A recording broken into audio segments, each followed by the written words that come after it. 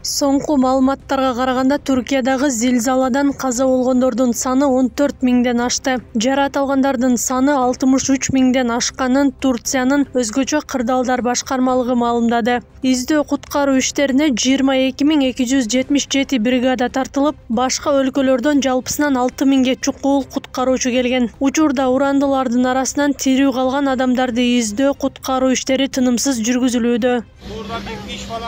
Кыргызстандан барган куткаруучулар 3 нөмөт менен күнү-түнү иштеп жатышат. Алардын издөө куткаруу иштеринин натыйжасында каза болгон 22 адамдын сөөгүн таап, жакындарына өткөрүп берген. Ошондой эле өзгөчө кырдаалдар министрлигинен барган психологдор, дарыгерлер жакындары каза болгон жарандарга тиешелүү жардам көрсөтүүдө.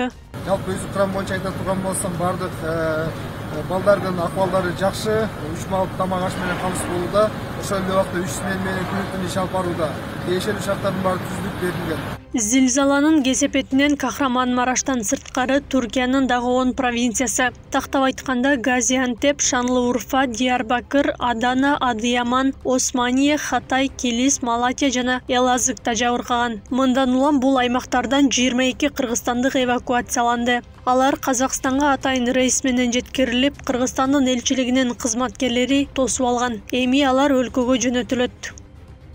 Кырсык болгон аймакка жалпысынан 5557 атайын техника тартылган. Түркиянын тиешелүү кызматтарынын 122 учагы куткаруучулар менен дарыгерлерди кырсык болгон аймакка жеткирүүгө жана жарадар болгон жарандарды өлкөнүн башка шаарларындагы ооруканаларга эвакуациялоого катышууда. Кырсык болгон жерде Түркиянын тиешелүү министрликтери жана бейөкмөт уюмдар тарабынан 94.744 чатыр тигилип, жарандардын муктаждыктары үчүн 1.200.000 ашык жууркан жеткирилди.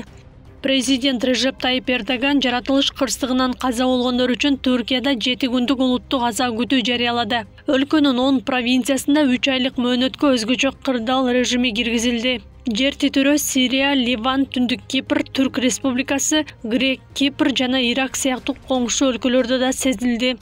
Акыркы маалыматтарга караганда Сириянын бир нече провинцияларында 2800дөн ашык адам каза болду.